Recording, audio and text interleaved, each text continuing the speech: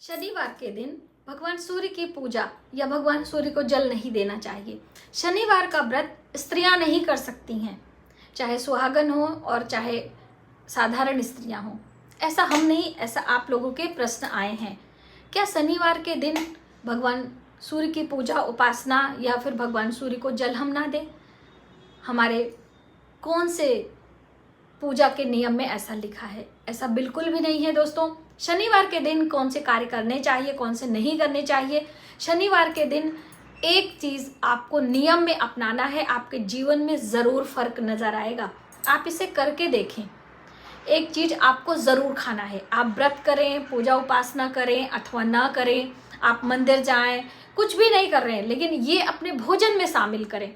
इसका आप रिजल्ट देखिएगा, गजब का निखार आएगा आपके जीवन में। सच में दोस्तों, मेरा आजमाया हुआ है, तो आप एक बारी इसे जरूर आजमाएं। क्या है वो आगे हम बताएंगे, लेकिन पहले मैं बता दूं कि शनिवार के दिन भगवान सूर्य की पूजा उपासना, भगवान सूर्य को जल देना आप शुरू करें। ऐसा नहीं है, आप प्रतिदिन करें। रविवार के दिन से हम भगवान सूर्य की पूजा शुरू करते हैं। भगवान सूर्य की पूजा में सबसे अधिक महत्व रखता है उनको जल देना, उनके मंत्रों का जप करना, आदित्य हृदय स्तोत्र का पाठ करना। तो इसके साथ में शनिवार के दिन भी आप ये कंटिन्यू कर सकते हैं, क्योंकि लगातार ही हम जब कोई नियम से काम करते हैं तभी उसका प्रतिफल हमें प्राप्त होता है। ये पहले सवाल का जवाब। दूसरे सवाल का कि क्या महिलाएं या स्त्रियां, सुहागन स्त्रियां हो या साधारण स्त्रियां हो, कन्याएं हो, शनिवार का व्रत कर सकती हैं अथवा नहीं? बिल्कुल आप कर सकती हैं। शनिवार का व्रत हर कोई कर सकता है। शनिवार का व्रत करने से हमारे नौकरी व्यापार में वृद्धि होती है, हमें मनचाहा नौकरी मिलता है। शनिवार के दिन हम व्रत करते हुए नमक का त्याग करेंगे और सूर्य अस्त से पहले एक अनाज का भोजन करेंगे, मीठे अनाज का, और नियम पूर्वक शनिवार का व्रत करेंगे। 11 या 7 शनिवार आप करके देखें, आपके जीवन में गजब का परिवर्तन आएगा। लेकिन उसके साथ दोस्तों, शनि न्याय के देवता हैं, तो अपने जीवन में कुछ सिद्धांत बनाएं, अपने जीवन को नैतिकता से जोड़ें, अपने जीवन में नियम लेकर आएं, तभी आपको शनिदेव शुभ परिणाम देने वाले हैं। चोरी चुगली निंदा आदि से बचना चाहिए। ठीक, ऐसे मंदिर आपको नहीं जाना चाहिए। अब देखिए, आप सोच रहे होंगे मंदिर जाने से मना कर रहे हैं। नहीं भाई, मंदिर जाने से मना नहीं कर रहे, इस तरह के मंदिर नहीं जाने चाहिए। और दीपदान भी सही समय पर आप करेंगे, तभी आपको शनिवार के दिन दीपदान करने का शुभ परिणाम प्राप्त होगा। देखिए, दीपदान आप चाहे शनिदेव के मंदिर में कर रहे हो, पीपल वृक्ष के नीचे कर रहे हो, या अपने मुख्य दरवाजे पर माता लक्ष्मी की प्रसन्नता के लिए कर रहे हैं, या पूजा मंदिर में अखंड दीप लगा रहे हैं, कहीं भी दीपदान कर रहे हैं तो समय का ध्यान रखना है। सूर्य अस्त के बाद ही हमें दीपदान करना है, पहला नियम। दूसरा, मंदिर जाने से संबंधित है, ऐसे प्रतिमाओं का दर्शन नहीं करना है। प्रतिमा का अर्थ फोटो से नहीं होता है। हम अपने घर में फोटो तो नहीं रखेंगे। प्रतिमा हो, चाहे कागज की हो और चाहे धातु की बनी प्रतिमाएं हो, शनि देव की प्रतिमा, मूर्ति आदि हमें नहीं रखनी है। एक हो गया। और ऐसे मंदिर भी नहीं जाना है जहां पर शनि देव के आंखें लगी हों। हम बात करें शनि शिंगणापुर में, तो वहां पर शिला की पूजा होती है की मूर्ति के रूप में। तो जिस मूर्ति पर अलग से नेत्र लगे होते हैं, चांदी की नेत्र अलग से देवी देवताओं को लगाए जाते हैं, चंदन है, अलग से श्रृंगार होता है ना, तो ऐसे मूर्तियों का दर्शन हमारे लिए शुभ नहीं होता है। कहते हैं ना, शनि की दृष्टि शुभ नहीं मानी जाती है। तो इसलिए आप इस चीज का ध्यान रखें, दूर से ही प्रणाम कर लें, सामने नेत्रों का दर्शन ना हो। यदि गलती से गए भी हो तो तिरछा रहें, साइड में रहें, किनारे, सामने से बिल्कुल आपको दर्शन नहीं करना है। दूसरी अहम बात, मूर्ति तो रखना ही नहीं है, तो फिर पूजा कैसे करेंगे? जो लोग व्रत उपास कर रहे हैं, या जो भी आपके मन में सवाल आ सकता है, तो देखिए, शनिवार के दिन शनि मंदिर में एक दीपदान करना चाहिए।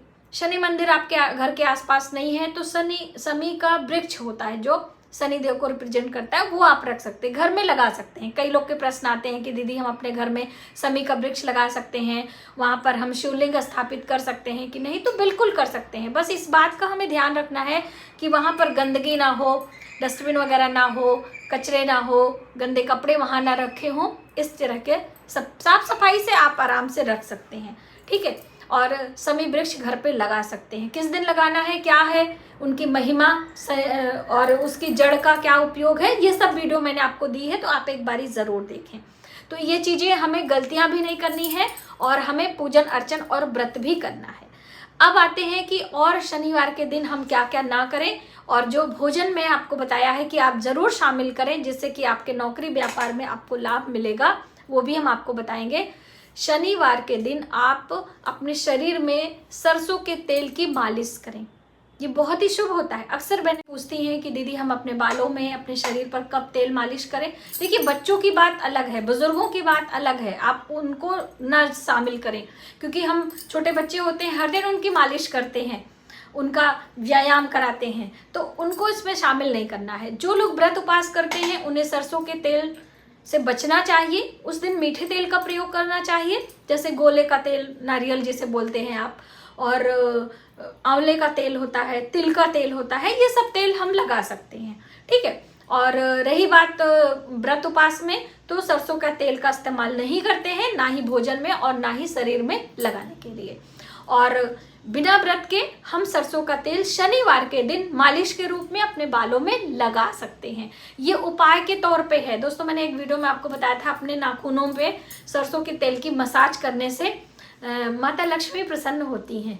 20 नाखूनों में, यानी कि हाथों में और पैरों में, नाखूनों में रात को लगाएं नेल पेंट की तरह, और थोड़ी देर रहने के मसाज करने के बाद आप इसे छोड़ दें। इससे आपकी सुंदरता में 4 चांद लगेंगे, आपके नाखून भी अच्छे होंगे और धन वृद्धि तो होती ही होती है। तो ये उपाय के तौर पे आप इसे आजमाएं जरूर। और दूसरी अहम बात कि जो भोजन में आपको शामिल करना है वो है काले चने।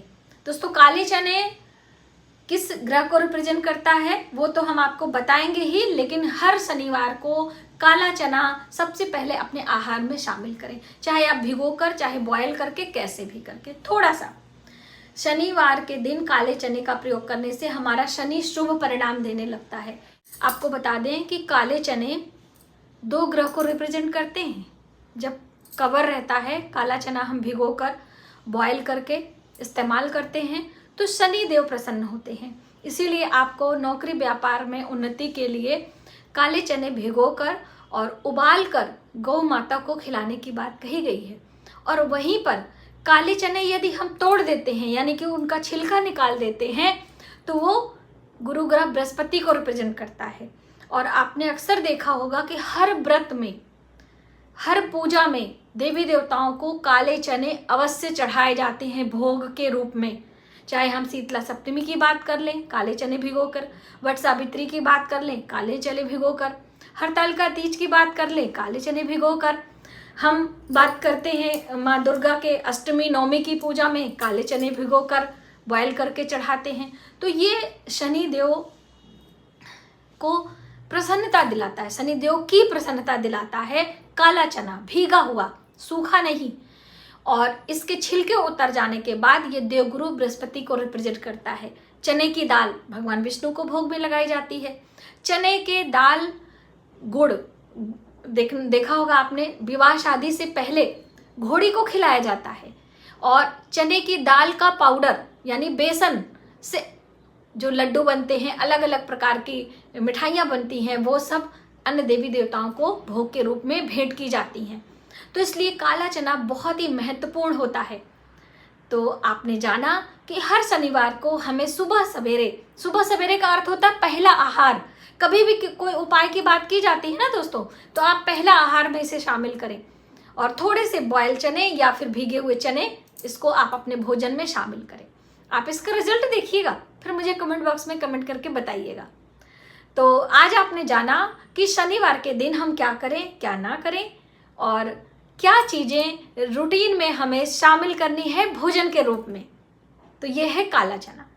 तो मुझे उम्मीद है कि ये वीडियो आपके लिए काफ़ी हेल्पफुल होगी और आप इस तरह से इन नियमों का पालन करते हुए शनि देव की प्रसन्नता प्राप्त करेंगे और अपने जीवन में सफलता को भी प्राप्त करेंगे। शनि देव की कृपा जिसके ऊपर होती है ना, वो व्यक्ति ऊंचाइयों पर छूता है, बुलंदियों पर। तो आप एक बारी ज़रूर आजमाएं। तो आज की वीडियो में बस इतना ही। यदि हमारी जानकारी आपको थोड़ी सी भी हेल्पफुल लगे तो प्लीज़ वीडियो को ज़्यादा से ज़्यादा लोगों में शेयर करें, आने वाली वीडियो के लिए सब्सक्राइब करें। मिलते हैं एक नई जानकारी के साथ नए वीडियो में। तब तक आप अपने परिवार का ख्याल रखें। जय